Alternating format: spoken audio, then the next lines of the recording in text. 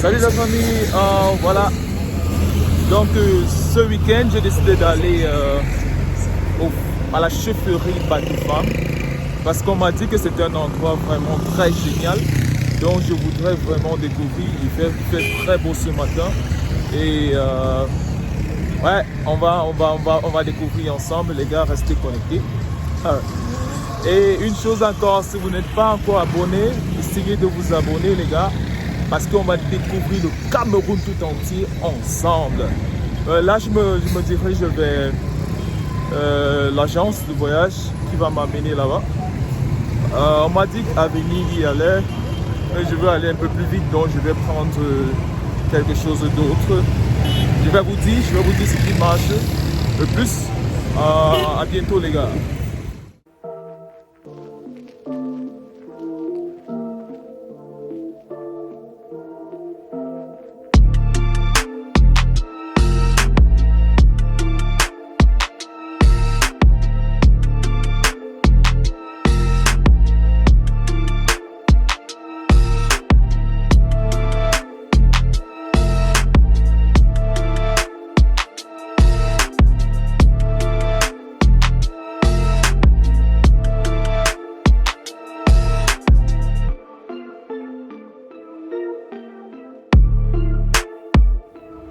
Donc nous voilà à la chefferie Batoufam.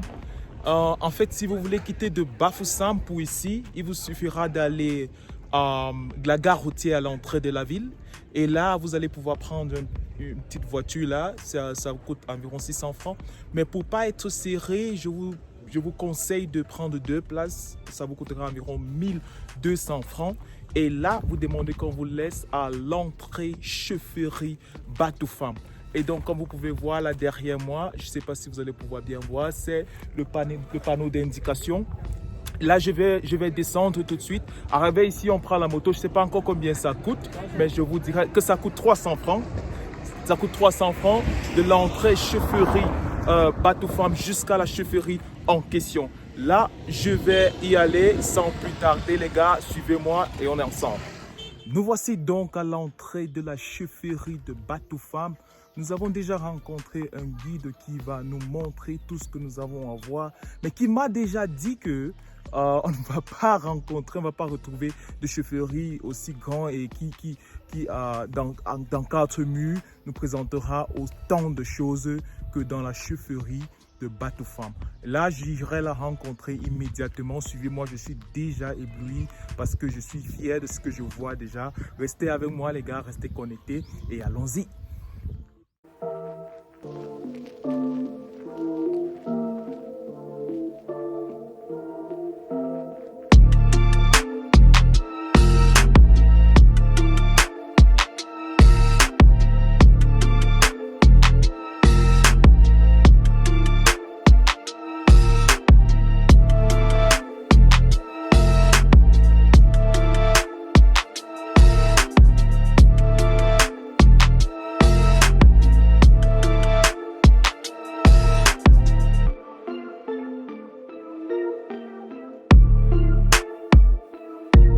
Après la mort du chef, son successeur est arrêté. Après donc que son successeur soit arrêté, il passe par cette petite porte-là pour partir sur le père initiateur qui donne la concession est à 300 mètres d'ici. Et c'est là qu'il passera 9 semaines. Et ces 9 semaines, pendant ces 9 semaines qu'on appelle généralement le lac Ouak, on lui remettra 2 petits sacs en main. L'un sera fermé et l'autre ouvert. Dans ce qui sera fermé, il sera question pour le futur chef de mettre tous les objets de valeur pour que quand il marche, la population puisse ramasser derrière lui. Okay. Et par contre, en ce qui concerne le sac fermé, on lui demandera que tout ce qu'il va apprendre pendant ces 9 semaines dans le lac Ouak, qu'il revienne de là avec beaucoup de choses de nouveau, ce qui lui permettra, ce qui l'aidera pendant toute sa vie à pouvoir gérer la communauté. Okay. Et cette grande cour que vous trouverez ici, est appelée la cour du Parlement, ou bien encore le Parlement. Okay. Elle a 9 entrées à l'intérieur. Et c'est ici que se prennent généralement toutes les grandes décisions du village. 9 ici correspond à un chiffre complet. C'est pas son comment est-ce qu'on appellera ça, mais 9, un chiffre très symbolique dans la coutume bamileke. Ok. Donc, comme je disais tantôt, elle a 9 entrées et la porte principale se trouve à l'arrière du bâtiment.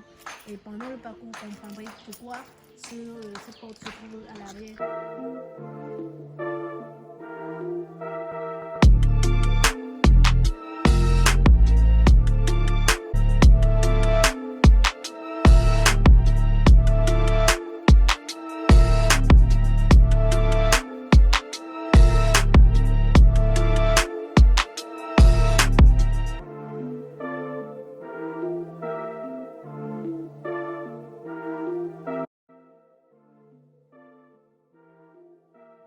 Les Batoufam sont ces peuples, c'est un peuple halogène, c'est pas un peuple homogène. Il y a plusieurs tribus qui sont venues installer et ensemble ils ont construit ce joyau que vous trouvez aujourd'hui.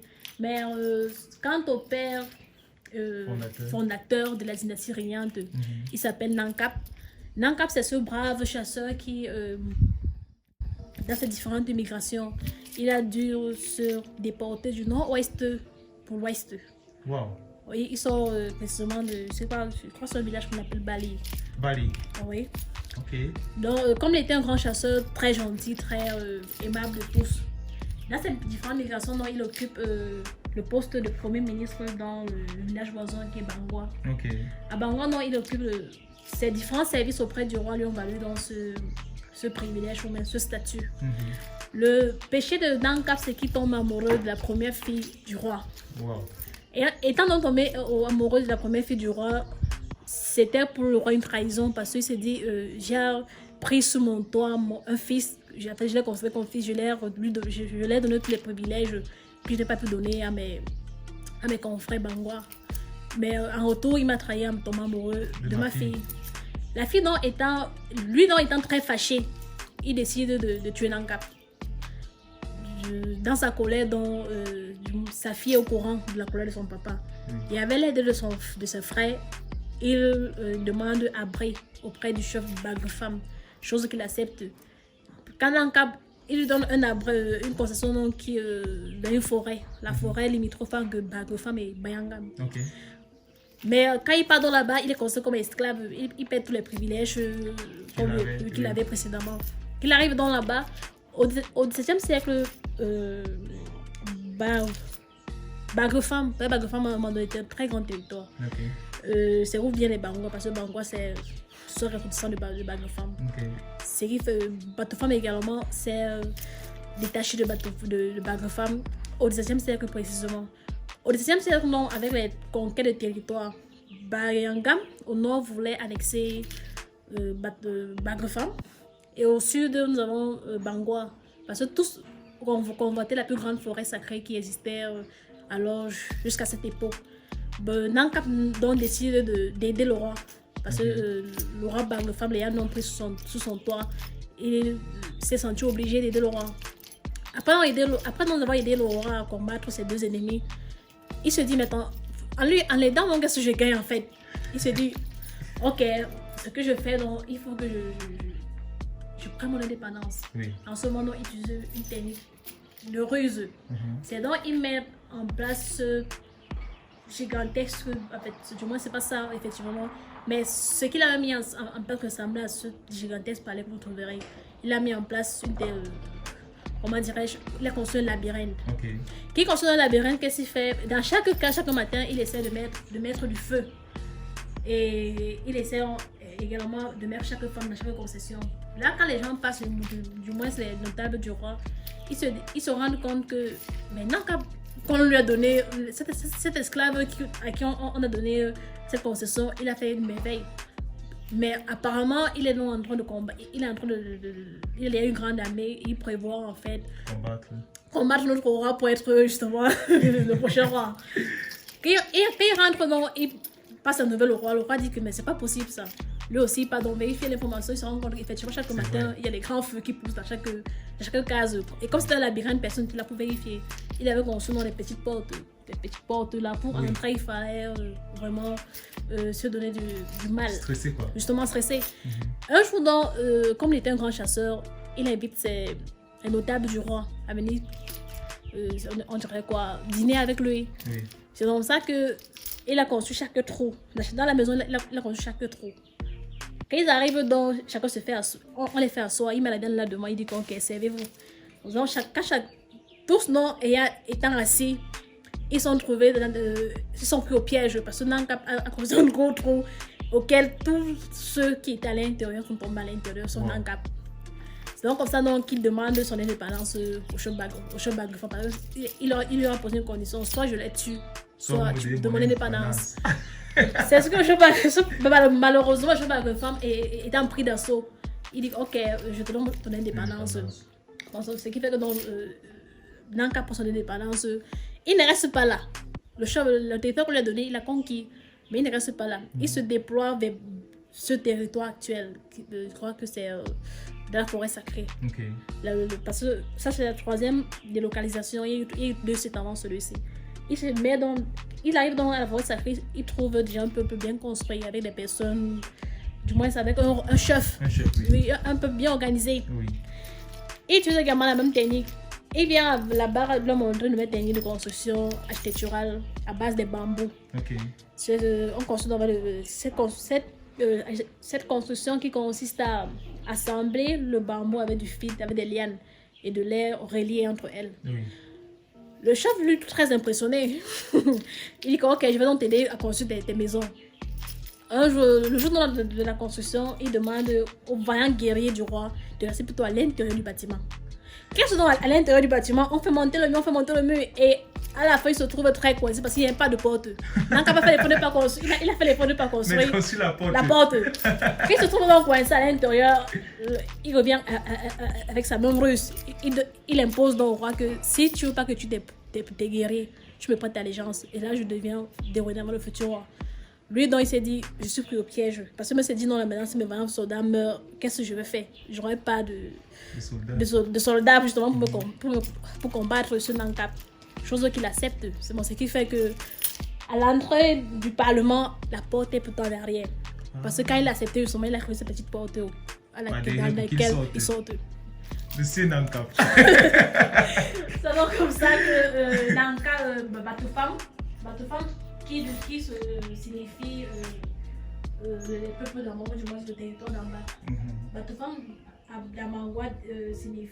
C'est pas Batoufam, dans la langue locale, ça s'appelle Tsefa. Voilà, Tsefa, chez les Bangwa, qui signifie la concession abandonnée. Parce qu'eux aussi, qui combattaient également cette concession que Nankap, ont abandonné ce territoire au profit de Nankap.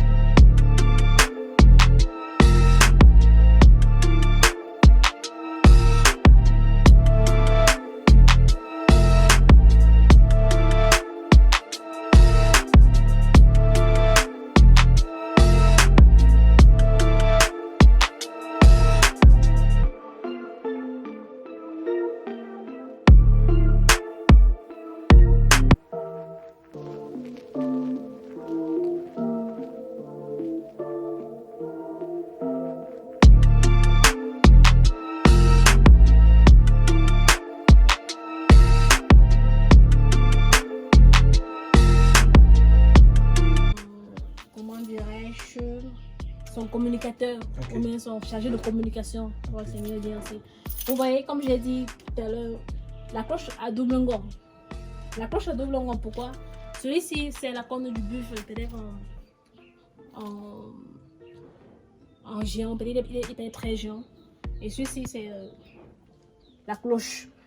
Celui-ci permet d'annoncer les événements malheureux. Bon, une fois que celui-ci sonne, généralement, après une certaine distance, il y avait ce qu'on appelle des antennes de relais. Bon, si jamais cette cloche, celui-ci sonne, on sait qu'un événement malheureux est arrivé au village. Là, on prend des dispositions, on prend toutes les dispositions pour se lamenter. Oui. Par contre, quand c'est celui-ci qui sonne, on sait que c'est un événement heureux. Soit la femme ne pas accoucher, soit il y a un mariage, du moins, oui, tout le monde va se réjouir. Oui. Mais quand c'est ça qui sonne, tout le monde s'inquiète. Mais qu'est-ce que c'est problème? Justement, il y a un problème. Et là, on accourt donc pour savoir ce qui se passe. Ça, les sons différents? Justement, ça, les sons différents, très différents. Si sont des mères, il faut savoir que non, c'est pas ça. C'est très différent.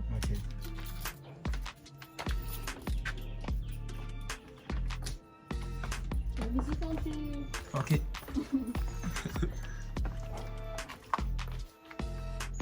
Là, dans notre premier cours, je t'ai parlé d'une catégorie d'artisans. Et c'est une seconde catégorie qu'on appelle les forgerons. La forge occupe une place très prépondérante de la communauté Batoufam. Parce que c'est grâce à elle que d'autres activités naissent et grandissent, notamment la chasse et l'agriculture. Oui. Bon, par exemple, les objets issus de la forge. Nous avons par exemple les roues rituelles. Ça, c'est un type de roue. On n'utilise pas ça pour cultiver. Donc, c'est un truc particulier. On le met généralement sur la terre. À la mort d'une femme, du moins d'une mère. Elle est petite taille, elle est très il y a des grandes tailles. À la mort, justement, d'une mère, au moins qu'on enlève son crâne. On met ça sur son crâne, bien gardé. Parce qu'on se dit, quand la même, elle va toujours ce nom. Donc, du coup, son activité, elle continue de travailler où elle est. Donc, du coup, on met dans ça pour lui dire, voici ton instrument, continue de travailler pour nous nourrir. Voilà. Et justement, sur cette fresque murale, vous voyez en quelque sorte à quoi consiste l'activité de forge. Et la particularité de cette activité, c'est qu'il est interdit aux femmes de passer à côté. Tant que forgeron, il est interdit à la femme de passer à côté. Pour la simple raison que la femme est un élément de distraction. Si jamais on nous montre soit vous voyez là, il est un marteau en main, en train de donner la forme à l'objet final, et qu'une femme passe avec cette très belle forme. Vous voyez, en ce moment, il peut se blesser. Oui, c'est vrai. Là, donc, on interdit à la femme d'être là, d'assister. Et généralement, dans ces forgerons, ils posent très généralement des potières. Parce que les deux étaient au service de la communauté. Pendant que celui-ci produisait des instruments ou des matériaux indispensables à l'agriculture et à la chasse, elle produit du matériel indispensable à la cuisine. Vous voyez par exemple, là, on a essayé de représenter les instruments ou même les produits finis d'une poterie. Donc, par exemple, les contenants, les calebasses, les marmites, qui permettent à la femme d'apporter, du moins de mettre la nourriture de son mari, mais de conserver ses produits vivrières ou encore pour la cuisson. Enfin, ça, c'était une marmite. Ici, par contre, on ne filme pas. Ok, donc je vais devoir arrêter. Ok, les gars, je vais devoir arrêter la caméra parce qu'on ne peut pas filmer ici. Ok, ciao.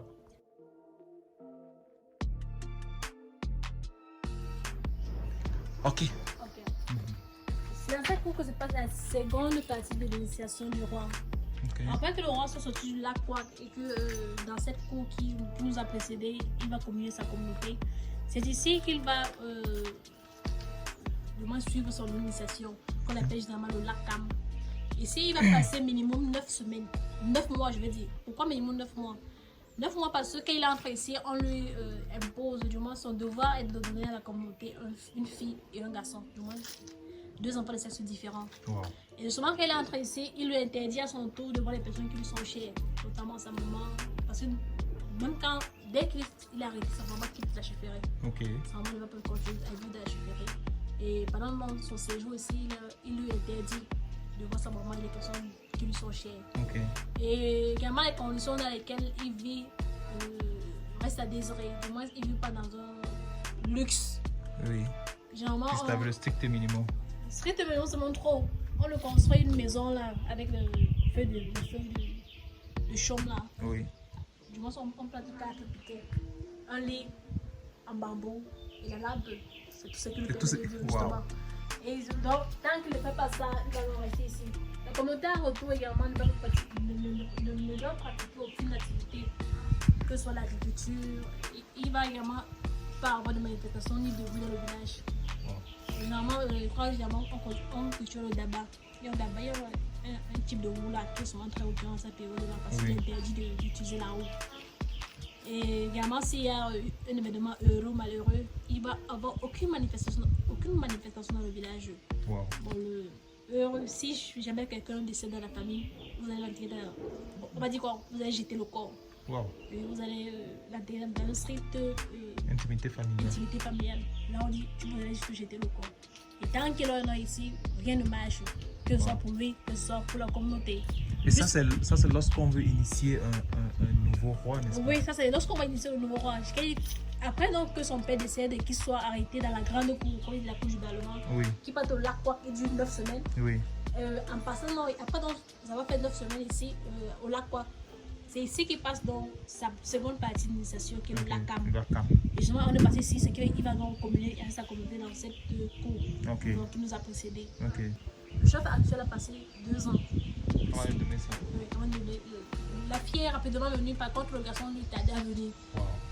C'est qui lui a valu, on dirait un martyr. Du moins les 2 ans dans cette cour. Bon, après, donc, qu'il nous a donné, du moins les 2 questions qu'on lui demandait, c'est pas ici qu'il va nous sortir pour continuer une autre phase de son initiation.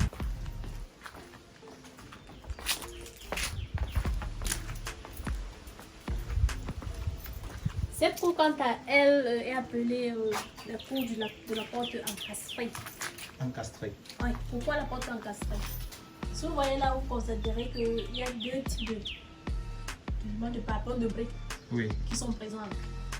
Pourquoi? Parce que quand le roi sort, donc, du moins, après qu'il ait donné naissance à ces 2 enfants qu'on lui demande, c'est par ici dont il va rentrer. On va donc ouvrir cette porte pour qu'il entre pour entrer dans sa maison principale. Et là, donc, on appelle la porte encastrée qui ne s'ouvre qu'une fois par an. Bon, c'est depuis 1989 qui s'intéresse. Wow. Et elle se réouvrira encore le jour où il y aura le prochain roi. Wow. Oh voilà. Après donc le chef soit entré par cette porte, il va entrer dans celle-ci qui est sa demeure principale. Et elle compte également 9 portes à l'intérieur. Wow. Ouais, 9 portes à l'intérieur. Vous verrez par exemple qu'au fur et à mesure qu'on avance, la taille des portes varie. Il y a des portes à basse, très basses, et des portes moyennes. Oui. C'est une technique également de ruse. Oui. Parce qu'avant le siècle présent, il était obligatoire pour tout le monde de faire la révérence au roi quand on le voyait. Bon, du moins, sinon, c'était une technique pour permettre. Bon, si jamais le chef, en entrant, tu rencontres le chef, sans t'en rendre compte, tu vas faire la révérence. Quand tu vas prendre le roi, tu vas faire la révérence. Et donc, une autre technique, c'est que à chaque entrée, on plaçait 2 gardiens, du moins 2 soldats. Oui. Et si jamais l'étranger qui arrivait n'était pas reconnu, on le tranchait la tête et puis il avait continué. Et donc, quand le chef arrive ici, il va entrer dans cette maison, il va passer 9 semaines. Ok. 9 jours, pas 9. 9 jours. Ici, c'est plutôt 9 jours. 9 jours. Justement. Et quand il va donc passer 9 jours ici, c'est à sa sortie d'ici qu'on pourra dire désormais le roi est mort, vive le roi. Quand il sort ici, il n'est pas considéré comme un adulte, il est considéré comme un enfant. Okay. Il sera un enfant donc qui va grandir, qui va être adolescent, qui va se marier, qui va être adulte et se marier. Oui. Donc, la première fille dont on lui a demandé dans la coupe précédente, Oui. c'est quand dans cette dernière va atteindre la majorité, qu'elle va se marier, que son père, lui aussi, sera appelé à se marier comme tout bateau femme. Il va donc adopter une femme, parmi tant d'autres, parmi tout le nombre de femmes qu'il avait. Donc, même si c'est qu'elle se marie à 27 ans, c'est là où... Voilà, c'est dès lors que lui également, il est appelé à se marier, qu'on le considère comme un adulte. Il va donc grandir et se marier. Wow.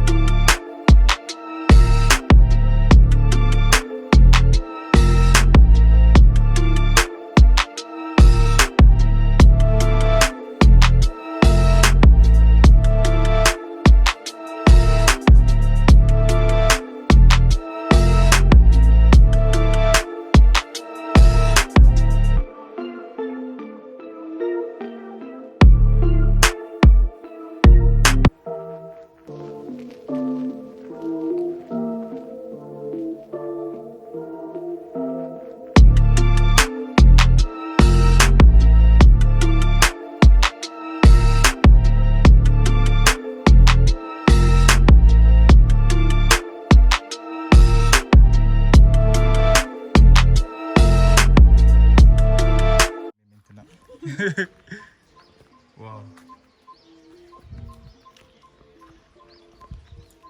Donc nous sommes dans l'espace vert, c'est vraiment joli.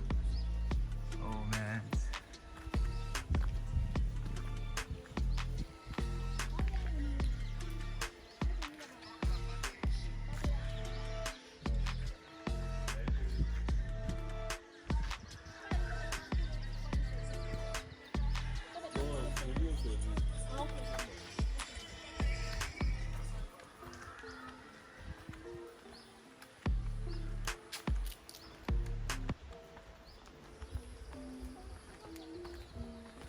Beaucoup d'événements se célèbrent ici. L'anniversaire, les mariages, Wow. les conférences.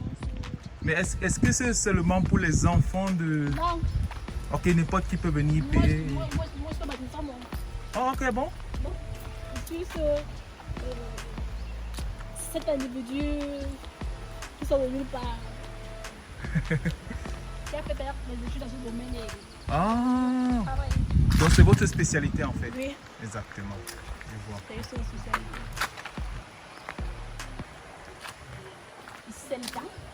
Ok. Naturellement, il y a les poissons, je crois, les cellules Ok. qui sont séjournent à l'intérieur. Mhm. Ici, la bolaille, c'est pas comment on appelle les sculpteurs. On peut être vaisselle. Mhm. Le temps on relancer. Relancer. Ici, on trouve quelques animaux. Ok. Le chef.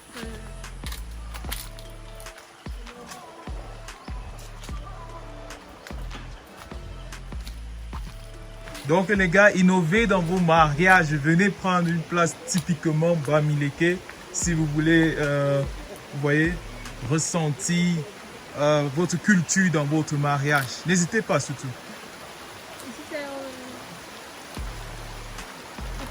la rivière. Quelquefois, du moins une fois par semaine. Le chef vient ici très tôt le matin, souvent à 5 heures, Ok. avec la femme qui lui a donné sa première fille pour se laver. Ok. Donc, eux, ça, c'est pas souvent, mais généralement, c'est comme un rite de Ok. purification. Ok. Et là, c'est la forêt sacrée Wow.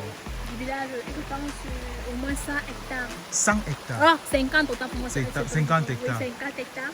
Ok. Et elle est plus seulement bien bateau femme. Elle est également protégée par le ministère de l'environnement, de la faune. Parce qu'elle regorge des espèces florales et des espèces issues de la flore et de la faune très riches Ok. et très rares. Wow. Donc si tu es en train de tu verras. Mais elle est sacrée, donc ça veut dire que... Elle est une partie visitable. Parce que comme je te l'ai dit, le site ici, c'est la troisième délocalisation de village ferré. Ok. Bon, au cœur même de la forêt sacrée, le second site y est. Ok. Bon, du coup, on organise des randonnées parce que le chef a déjà permis que cet espace soit visitable. Donc, Ok. du coup, on organise souvent des randonnées avec nos touristes. Ok. Et on me prend 2 heures de temps justement pour y arriver. Donc non, aller-retour 4 heures Non, non. pour visiter, Waouh, ça c'est pour une autre fois. justement pour visiter cet ancien site de chefferie. Ok. Ancien site de chefferie. Ok. Et alors également le nouveau quartier, on appelle quoi. Et voici l'entrée principale. Ok. Et là, il également se vivre le totem. Les totems, ok, les totems des notables et du chef. Du chef, également des palais pâtissiers, qu'on t'a dit tout à l'heure. Ok. Les palais pâtissiers ont des totems. Ok. Mais ils sont aucunement pas notables. Ok. Ok.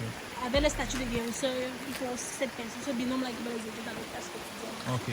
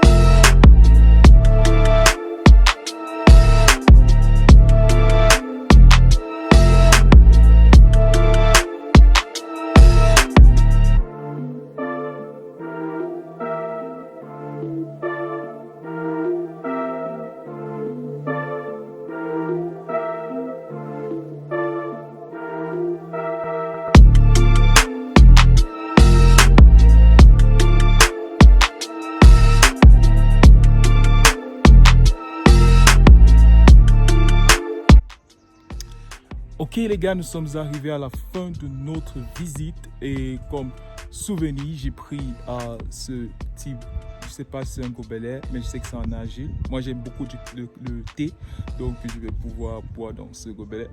À bientôt les gars, et pour le prix, comme je l'ai dit au début, ça coûte 3000 francs pour la visite de la chefferie. Pour les personnes et 2000 francs pour les étudiants. Je vais dire 3000 francs pour les personnes qui ne sont pas des étudiants et 2000 francs pour les étudiants.